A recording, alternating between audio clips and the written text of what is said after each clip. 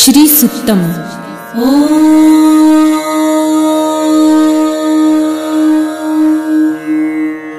हिरण्यवर्णां हरिणीं सुवर्णरजतस्रजां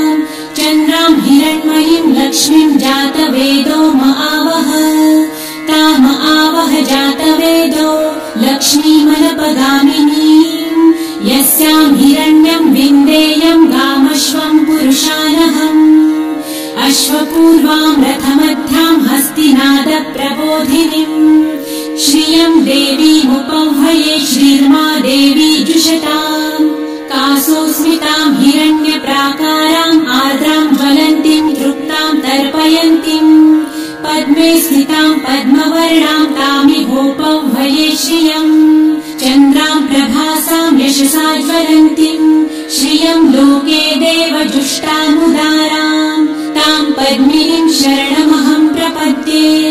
लक्ष्मीर्मे नश्यतां त्वां नृणे आदित्यवर्णे तपसोऽधिजातो वनस्पतिस्तव वृक्षोऽथ बिल्वः तस्य फलानि तपसानुदन्तु मायान्तरायाश्च बाह्या अलक्ष्मीः उपैतु मां देवसखः कीर्तिश्च मणिना सह प्रादुर्भूतोऽसुराष्ट्रेऽस्मिन् कीर्तिमृद्धिं ददातु मे शुत्वपासामलां ज्येष्ठाम् अलक्ष्मीं नाशयाम्यहम् अभूतिं समृद्धिं च सर्वानिर्णुद मे गृहात् गन्धद्वारां दुराधर्षां नित्यपुष्टां करिषिणीम् ईश्वरीं सर्वभूतानां तामिहोपह्वये श्रियम् मनसः काममाकुतिं वाचः सत्यमशीमहि पशूनां रूपमन्नस्य मयि श्रेयतां यशः कर्दमे प्रजाभूता मयि सम्भव कर्दम श्रियं वासय मे कुले मातरं पद्ममालिनीम् आपसृजन्तु सिग्धानि चिक्लितवस मे गृहे निज देवीं मातरं श्रियं वासय मे कुले आर्द्रां पुष्करिणीं पुष्टिपिङ्गलां पद्ममालिनीं चन्द्रां हिरण्मयीं लक्ष्मीं जातवेदो महावः आर्द्रां यकरिणीं यष्टिं सुवर्णां हेममालिनीं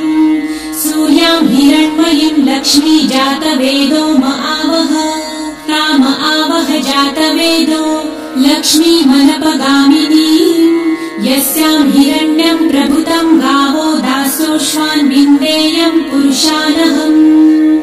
यः शुचिः प्रयतो भूत्वा जिहुयादाजमन्वहम् सूक्तं पञ्चदशर्च च श्रीकामः सततं जपेत् पद्मानने पद्म उरु पद्माक्षी पद्मसम्भवे तन्मे भजसि पद्मक्षी येन सौख्यं लभाम्यहम् अश्वदायै गोदायै धनदायै महाधने धनं मे लभतां देवी सर्वकामाश्च देहि मे पद्मानने पद्मविपत्रे पद्मप्रिये पद्मदलायताक्षी विश्वप्रिये विष्णुमनोनुकूले त्वत्पादपद्मं मयि सन्निधस्त्वम् पुत्रपौत्रं धनं धान्यं हस्ताश्वादिगवेरथम् प्रजानां भवसि माता आयुष्मन्तं करोतु मे धनमग्निर्धनं वायुर्धनं सूर्यो धनं वसु धनमिन्द्रो बृहस्पतिर्वरुणं धनमस्तु मे वैनतेय सोमं पिबतु वृतः